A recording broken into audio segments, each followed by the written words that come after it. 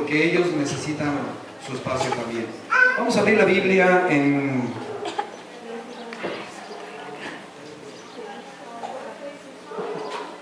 Primera de Pedro, capítulo 2, versículo 9. Cuando lo tenga puede decir amén. Dice la palabra de Dios así, de esta manera: mas vosotros sois linaje escogido, real sacerdocio, nación santa, pueblo adquirido por Dios, para que anuncies las virtudes de aquel que los llamó de las tinieblas a su luz admirable. ¿Ok? Vamos a estar hablando de algunas cosas hoy, pero yo quisiera que centren su pensamiento en este versículo, porque este versículo es muy importante. Y antes de comenzar, yo quiero platicarles una historia, que es una historia de la Biblia, pero quiero que pongamos atención porque tiene mucho que ver con lo que vamos a hablar el día de hoy. ¿Cuántos han oído hablar de una persona que se llama o se llamaba Mefiboset? ¿Se han escuchado hablar de él? ¿Quién más ha escuchado hablar de él? ¿No? Bueno, dice Mefiboset, dice, era hijo de Jonatán, nieto de Saúl. Cuando él tenía 5 años, las tropas enemigas penetraron en el palacio y mataron al rey, a su hijo y a toda su familia. Cuando un ejército hacía esto, el propósito del ejército era terminar absolutamente con toda la familia, porque si quedaba uno solo de la familia, ese uno solo podía crecer y podía ejercer la autoridad que él tenía, porque la autoridad no era quitada. Entonces, por lo tanto, si un rey contrario quería reinar, el propósito era matar absolutamente a todos los de la familia. Mefiboset era un niño de 5 años cuando entró el ejército enemigo y mata a toda su familia. Mató tíos, abuelos, hermanos, papás, mató a todos. Pero su nodriza, al verlo a él y al ver lo que estaba pasando, la nodriza sale corriendo de ese lugar y se lleva protegido al niño y sale sin un destino. No había un lugar donde ella decía voy a ir a ese lugar, simplemente salió. Y en la carrera que ella tuvo, cuando salió, dice que el niño se zafa de sus manos, se cae de sus manos, se le quiebran las 2 piernas al niño y el niño no tuvo remedio, o sea, ya no tuvo remedio, el niño quedó lisiado. Cuando ese niño queda lisiado, automáticamente se le quita la autoridad de reinar, porque ante los ojos de Dios, una persona con un defecto físico no podía reinar. Entonces, Mefiboset está en las manos de su nodriza, escondido para que no lo mataran, pero no tenía tampoco futuro. No había un futuro para él. No había una manera de que dijeran, él puede reinar más para adelante. ¿Por qué? Bueno, porque el rey había sido muerto y porque él, como único descendiente, no podía reinar por el defecto que él tenía. Dice, él quedó huérfano de padre, abuelos, tíos, desalojado de su tierra, de sus posesiones, y para evitar ser asesinados creció y vivió en una ciudad extranjera llamada Lodebar. Lodebar significa tierra árida, hostil y seca, donde no crece el pasto, no hay fruto, no hay absolutamente nada. ¿Quién quiere vivir en un lugar así? Nadie quiere vivir en un lugar así. Pero ¿sabe quién sí podía vivir en un lugar así? Los desahuciados, los ladrones, los que debían impuestos, las personas que eran despreciadas por los demás. Todos ellos habitaban ese lugar, un lugar totalmente desolado. No había una manera que ellos dijeran voy a sembrar y voy a producir fruto o voy a hacer esto. No había manera. Por lo tanto, si no había manera, quiere decir que la condición de él y de la nodriza era me voy a quedar aquí hasta que muera.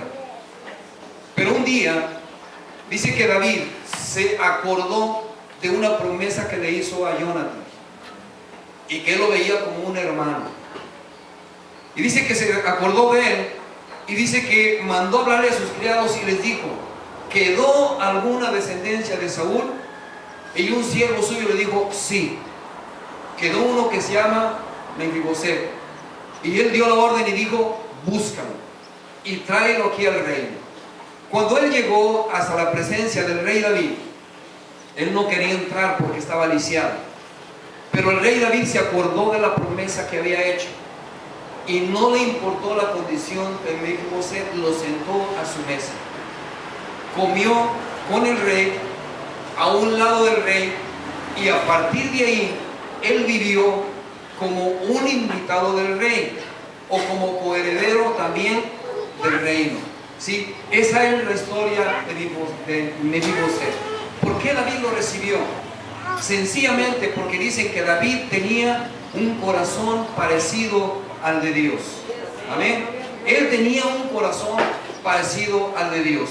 Ahora, el Señor Jesucristo, cuando fue el tiempo de partir, dice que sube con sus discípulos a un aposento alto y habla con ellos y les dice: este es un nuevo pacto, yo quiero hacer un pacto con ustedes. Ahora, si David no se olvidó del pacto que hizo con Jonathan, ¿creen ustedes que Dios iba a olvidar del pacto que hizo con nosotros? No. Él no se olvida del pacto. Jesús también hizo un pacto con nosotros. El pacto anterior era difícil.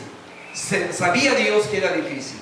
Pero el pacto que había hecho Jesús con sus discípulos era un pacto de amor, de misericordia, ¿sí? Y Él dijo: tomen mi sangre, beban mi sangre porque es el nuevo pacto. Coman del pan que significa mi cuerpo que va a ser inmolado porque es parte del nuevo pacto. Ahora, yo quiero que centre su pensamiento en esto. A partir del nuevo pacto, ¿qué somos nosotros para Dios? ¿Sí? ¿Sí se acuerdan? Si no se acuerdan, dígale a alguien que está ahí a un lado de usted: eres linaje escogido, ¿sí? Eres un real sacerdocio. Ya no somos ese Mefiboset que estuvo en lugares áridos y secos. Ya no somos. El enemigo nos quería tener ahí, pero Dios hizo un pacto y dio a su Hijo para que nosotros tuviéramos ese. Somos también una nación santa. Somos también un pueblo escogido por Dios. Eso es usted y eso soy yo. Y por lo tanto, tenemos que aprender a vivir como lo que realmente nosotros somos. ¿Ok? Dice: Dios ha llamado a cada uno de nosotros de las tinieblas a su luz admirable. Sin embargo, Satanás es el gobernador de las tinieblas. Y a él no le va a agradar que nosotros dejemos su reino para servir a nuestro Señor Jesucristo. Y es por eso que Dios nos previene y nos ordena lo siguiente que vamos a leer ahorita. Pero ahora es esto: cuando nosotros estamos en el poder de las tinieblas, ¿qué es lo que pasa con nosotros? ¿Cuál es nuestra vida? ¿Cómo es como vivimos nosotros en ese tiempo? ¿Sí? Vivimos agobiados, vivimos con problemas, y aunque algunas personas tengan una posición económica buena, de todos modos su vida no es fácil.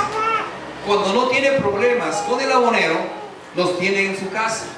Cuando no tiene problemas con una enfermedad, los tiene con una drogadicción. Ahora, si Satanás trabajó tanto para tenerlos a nosotros ahí, ¿cree usted que lo va a soltar?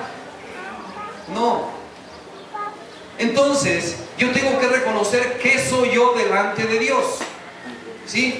Si yo soy una nación santa, yo tengo que creer que soy nación santa. Si yo sé que soy un pueblo adquirido por Dios, yo tengo que creer que soy un pueblo adquirido por Dios. Pero Satanás nos dice todo lo contrario: no te vayas, tú eres mío y tú me vas a obedecer todo el tiempo, ¿verdad? Y haga de cuenta que nosotros decimos: no lo voy a obedecer, pero vamos a los caminos de Él. Y eso es porque muchas de las veces no sabemos. El Señor nos habla en 1 de Pedro también 5, versículos 8 y 9, y dice: sed sobrios y velad, porque vuestro adversario el diablo anda como león rugiente buscando a quien devorar, al cual resistan firmes ¿en qué? En la fe, sabiendo que los mismos padecimientos van cumpliendo en vuestros hermanos. ¿En dónde? En todo el mundo. Amén. Dice que nosotros seamos firmes. ¿Por qué nosotros invitamos mucho a que salgamos a predicar? ¿Por qué hay tanto deseo en nosotros de que salgamos a predicar? Porque cuando salimos a la calle nosotros nos damos cuenta que hay mucha necesidad allá afuera. Y cuando usted se dé cuenta que hay gente que no tiene un pedazo de pan para llevarse a la boca, se va a dar cuenta que su padecimiento no es tan grave como el que está pasando esa persona. Y el apóstol dice que nosotros sepamos esto, que lo mismo que padecemos lo están padeciendo los demás. Entonces, si los demás padecen igual que yo, ¿por qué les veo una sonrisa en el rostro? Si los demás están padeciendo igual que yo, ¿por qué los veo cantar con tanta libertad? ¿Sabía que eso le da coraje al diablo? ¿Sí? Cuando usted alaba a Dios, danza, brinca y salta para Dios, Él sabe que cada brinco que dé le está pisoteando la cabeza. Y eso le da mucho coraje. ¿Sí? Entonces va a pensar Él, si yo los tengo aquí en mi mano, entonces ¿por qué son libres? ¿Por qué son libres? Porque hemos entendido al principio, yo no soy cualquier persona. Dígale al que está a su lado, tú no eres cualquier persona. No eres cualquier persona. Eres un real sacerdocio. A ti te escogió Dios para que reines juntamente con Él. Lo único que tiene que hacer, dice el apóstol Pablo, ser sobrio. ¿Qué dice ser sobrio? Está atento, no te duermas. Vela todo el tiempo. Porque tu adversario anda como león rugiente buscando a quien devorar. Amén. Y cuando su adversario llegue y le diga a su mente, o se lo diga con palabras, ¿ya te fijaste lo que anda haciendo fulano de tal allá afuera? Atento y dile, este es Satanás. Este no es Dios. ¿Sí? Y usted puede decirle, mira, ¿te importa mucho cómo ande él? Sí, vamos a orar por él. Yo te invito, vamos a orar por él. Amén. Eso es ser sobrio. ¿Sí? ¿Por qué? Bueno, porque nuestro adversario el diablo dice que anda buscando a quien devorar. Santiago 4:7 dice un principio: someteos pues a Dios. Amén. Nosotros siempre recitamos la segunda parte y decimos: resiste al diablo y él huirá de vosotros. Estaba viendo una situación, nada tiene que ver con esto, solamente es una situación. Estaba una persona queriendo aprender a tocar guitarra y esta persona no le obedecían las manos. Y él estaba enojado porque las manos no le obedecían. Y él agarraba la mano y le decía: sujétate en el nombre de Jesús. Te ordeno que te sujetes. Y volvía a agarrar la guitarra y volvía a empezar con la guitarra y nada, que le salía ni un tono, y decía: te sujetas en el nombre de Jesús. ¿Sí? Y sucede que rompí 3 guitarras. No me obedecía la mano. Yo tuve que agarrar la guitarra y decirle: ¿sabes qué? O me obedeces o te mueres, ¿verdad? Pero el que le costaba la bolsa pues era a mí. ¿Sí? La palabra de resistir al diablo nos gusta mucho, pero la primera palabra es: sométete a Dios. Cuando te sometas a Dios, entonces tú puedes decirle al enemigo: te resisto en el nombre de Jesús. Ahora, dice el Señor Jesucristo, ¿cómo puedes decir que amas a alguien que no ves y no puedes amar al que tienes a un lado? También dice el Señor Jesucristo: las mujeres estén sujetas a sus maridos en todo. ¿Sí? Cuando hablamos de sométete al diablo, estamos hablando de someternos en todas las áreas de nuestra vida. Amén. A las autoridades, no al diablo. ¿Sí? Someternos a Dios, a nuestras autoridades, porque el diablo es lo que no resiste. Eso hablamos ahorita. Y si Satanás no resiste que yo le obedezca a Dios, ¿qué va a hacer? Se va a ir. Amén. Es importante que analicemos esto con calma. Dice: ningún cristiano está exento de esta guerra, pero son muchos a los que no les interesa ser parte de esta guerra. Y se cuidan de no saber nada, de no oír nada y de no tomar parte de ella, ¿sí? Aunque se pierda.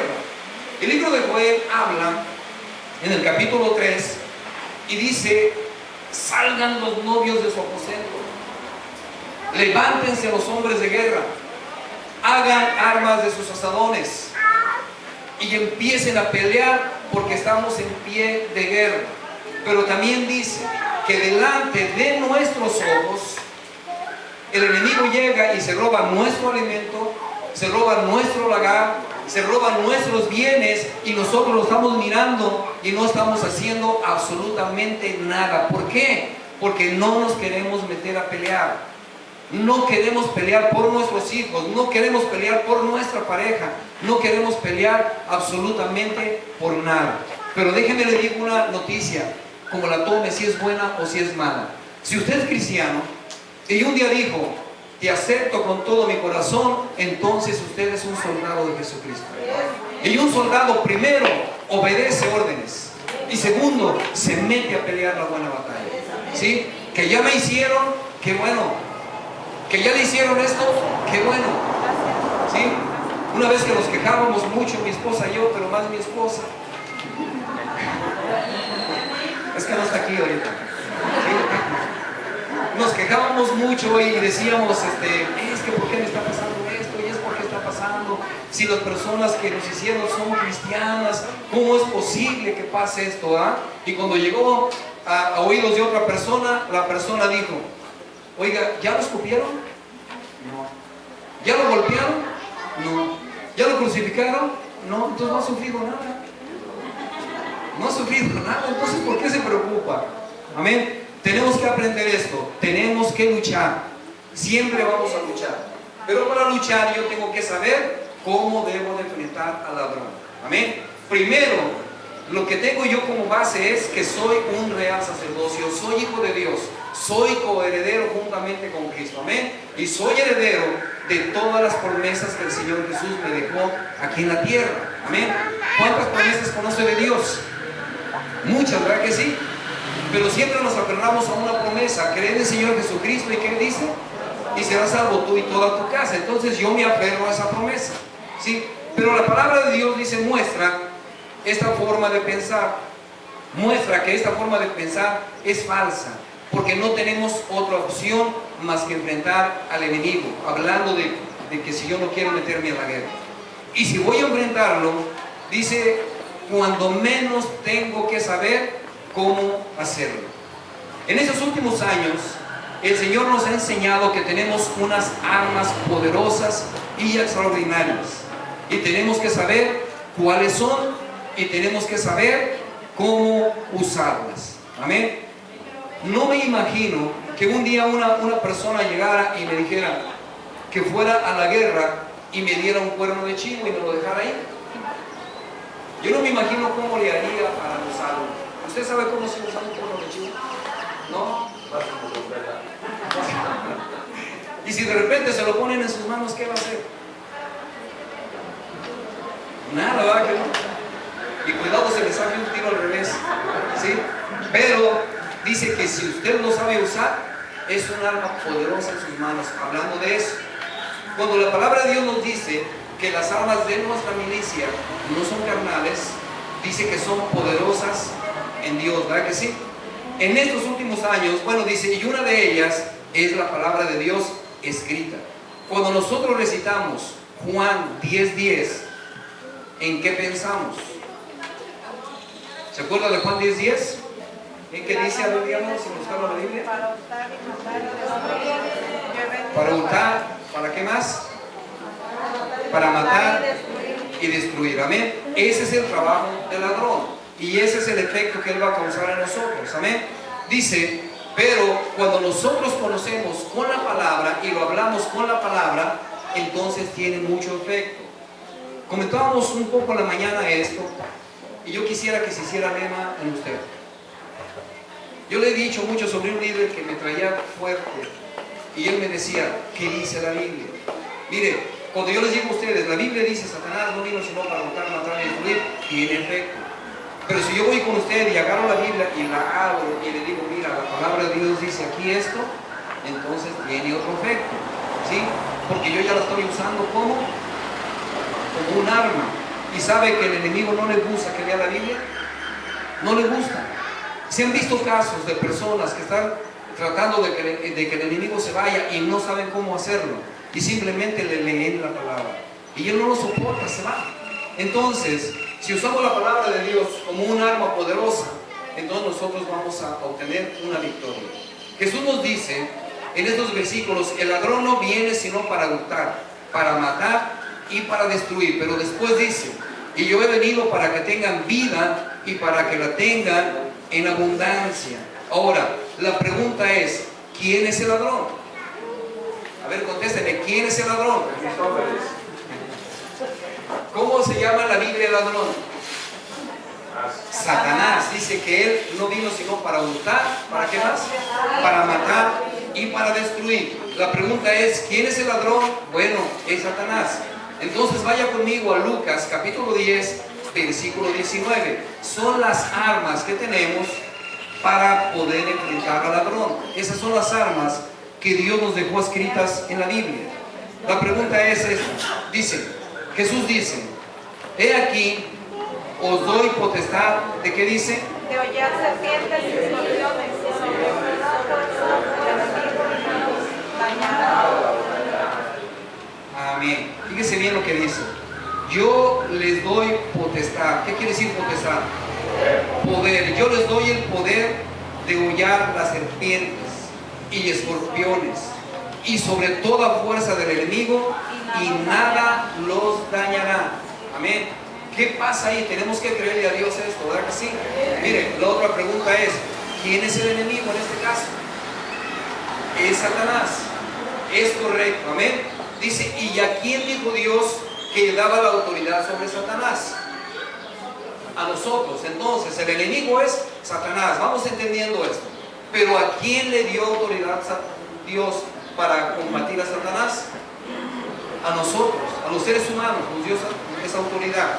El libro de Romanos 8, 16 y 17 dice que el Espíritu mismo da testimonio a nuestro espíritu de que somos hijos de Dios. Y si hijos, también herederos. Herederos de Dios, ¿y qué más? Y coherederos con Cristo. Si es padecemos juntamente con Él, para que juntamente con Él seamos glorificados. Así es, la primera parte es muy bonita, ¿verdad? Somos herederos y somos coherederos con Él. Pero dice, esto es, si es que ¿qué?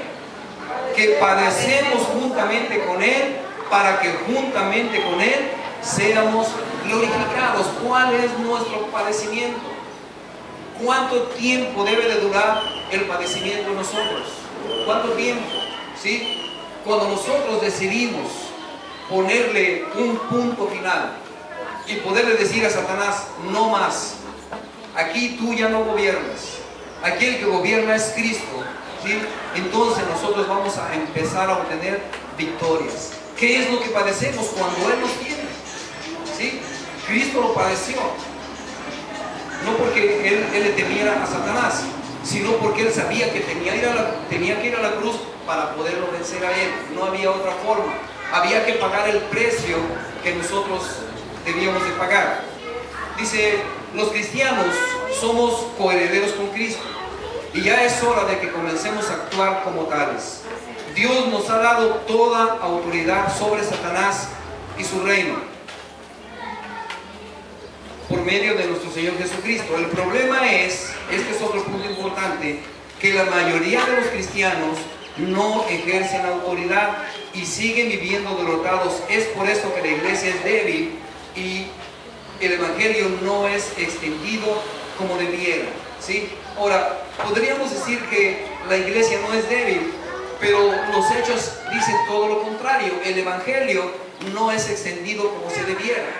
¿Cuántas personas deberíamos de tener aquí después de 5 años, de 6 años? ¿Sí? Entonces, ¿el evangelio se extiende como debiera o no se extiende? No se extiende. Le hablo de nosotros, pero hay iglesias que tienen 40 años, 45 años, y su congregación siempre es de 10, 15, 20 personas a lo más. ¿Por qué no se extiende el reino? Porque no estamos dispuestos a pelear. ¿Qué es lo que vamos a pelear? Ni vamos a pelear solamente con nuestra carne, ni siquiera con el diablo. Ni siquiera con el diablo. Ayer nos quiso espantar un poco, ¿no es cierto? ¿Está lloviendo o no vamos a ir? Y yo creo que no, y yo creo que sí, y yo creo que no. Ya andábamos, sí vamos, no vamos, sí vamos, no vamos. Pero al final fuimos, ¿verdad? ¿Sí? pero batallamos con esto. El libro de Proverbios, capítulo 6, versículo 30, dice algo que también tenemos que analizar. Dice, no tienen en poco ladrón si hurta para saciar su apetito cuando tiene hambre. Después leemos el otro versículo, vamos a ver esto. No tienen en poco ladrón si hurta para saciar su apetito cuando tiene hambre. ¿Qué quiere decir esto?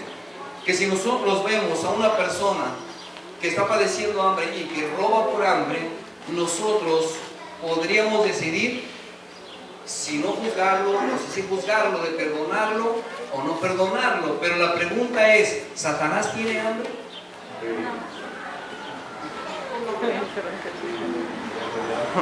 Tiene hambre de almas, pero él no tiene necesidad. ¿Sí? Y si no tiene necesidad, el otro versículo dice, ¿quién es el ladrón? Satanás. ¿Tiene hambre? No.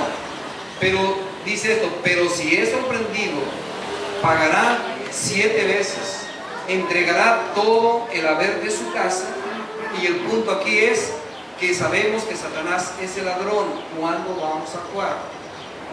Dice, ¿cuándo vamos a comenzar a orar? Satanás nos roba y luego nosotros siempre estamos pensando que es Dios. Ahora, si yo le pregunto, ¿usted cree que Dios lo roba? Lógicamente me va a decir que no. Sabemos que no. Pero entonces, ¿por qué le decimos, Dios, ¿por qué está pasando esto en mi vida? ¿A quién tenemos que reclamar? ¿Dios nos roba? No, Dios no nos roba. Pero cuando algo nos pasa mal, siempre llegamos y le decimos, Dios, ¿por qué nos pasa esto? En lugar de doblar nuestra rodilla y alabarle y glorificarle con todo el corazón, darle gracias, no por lo que quiero tener, sino por lo que ya tengo, ¿sí? Nosotros siempre la pregunta es, ¿por qué nos pasa esto? ¿Por qué nos pasa esto? A Dios no tenemos que reclamarle nada. A Dios tenemos que darle gracias por todo lo que Él nos da, ¿sí? Porque estamos con vida, porque podemos luchar todavía. Pero el enemigo sí podemos ir al campo enemigo. Dice, Dios nunca ha robado a nadie. Sin embargo, es a Dios a quien en cierta forma culpamos. Y lo que es peor, esperamos que Él nos devuelva lo que Satanás nos robó. Dios mandó a su Hijo a morir para que tuviéramos autoridad sobre Satanás. Vean lo que dice Marcos 16, 17. ¿Sí? Dice, esas señales seguirán a quién? A los que creen. A los que creen. Estas señales van a seguir a los que creen. Y dice, en mi nombre, ¿qué van a hacer? Echarán fuera demonios. Van a echar fuera demonios. ¿Qué más? Hablarán nuevas lenguas. ¿Sí? Van a orar por los enfermos y los enfermos van a sanar. Sí, si comen amén. cosa mortífera, ¿qué dice? No les dañará. No les hará absolutamente nada de daño. ¿Sí? Aquí vamos a ver otra situación que habla de eso. En el libro de Judas, la palabra de Dios habla de los ángeles cuando le reclaman el cuerpo de Moisés al diablo. Y los ángeles dice que no se atrevieron a proferir juicio sobre el diablo, sino que dijeron, Satanás te reprenda. Oh, Jehová te Y reprenda. el Señor te reprenda. Y en muchas ocasiones nosotros decimos, es que yo no puedo reprender al diablo porque la Biblia dice en el libro de Judas esto y esto y esto. ¿Sí? Muchos han pensado en eso y muchos han hecho doctrina de eso. Pero lo que no saben es que el Señor Jesucristo dijo, toda potestad me es dada, ¿en dónde? En los cielos y en la tierra. Dice, por lo tanto vayan y hagan discípulos a las naciones. Y dice, enseñándoles todas estas cosas. Y una de las cosas que le vamos a enseñar es esto. Estas señales van a seguir a los que creen. En mi nombre En mi nombre van a echarán echar fuera fuera demonios. demonios. En mi nombre van a pisotear al enemigo. Amén. En mi nombre van a hablar nuevas lenguas. ¿Sí? En mi nombre van a orar por los enfermos y los enfermos van a sanar. Entonces, ¿tengo autoridad o no tengo? ¿Sí? Tengo autoridad. ¿Por qué no lo uso? ¿Por qué no lo uso? Una vez llegaron y nos dijeron aquí que sí íbamos a orar por una casa que estaba mal. Y de repente nosotros nos quedamos así, ay, vamos a ir. No me ha tocado una, me ha tocado varias veces ir a lugares así y sabemos que la presencia del enemigo